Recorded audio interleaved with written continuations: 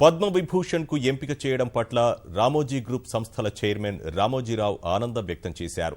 తనకు దక్కిన ఈ అవార్డును తెలుగు ప్రజలకు అంకితమిస్తున్నట్లు ప్రకటించారు.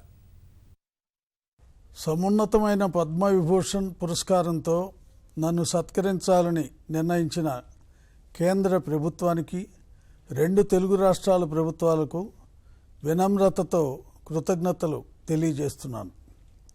అరుదైన ఈ పురస్కారానికి నన్ను అర్హునిగా గుర్తించిన నిర్ణేతలకు ధన్యవాదాలు. ఈ గౌరవం నా ఒక్కడిది కాదు. ఈనాడు, ఈటీవీలతో పాటు నేను చేపట్టిన మీడియా సంస్థలన్నిటిపై అవ్యాజమైన ప్రేమాభిమానాలు కురిపించి వాటికి వెన్నుదన్నుగా నిలిచిన తెలుగు ప్రజలందరిది.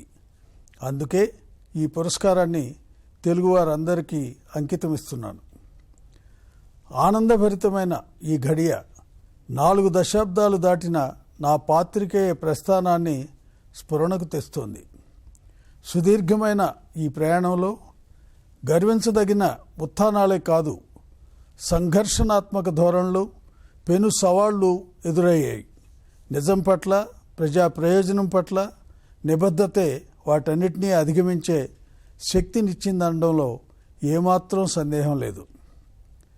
సంతోషంతో నిండిన ఈ క్షణంలో నా మిత్రులు, శ్రేయోభిలాషులు, సహచరులు, కుటుంబ సభ్యులందరూ నా మదిలో మెదులుతున్నారు.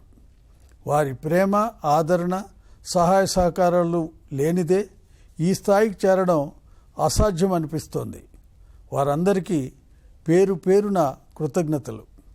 అందరి ఆశీస్సులతో నాకు దక్కిన ఈ పద్మవిభూషణ్ తుది శ్వాస వరకు ప్రజలకు మేలైన సేవలందించాలన్న నా సంకల్పాన్ని బలోపేతం చేసింది.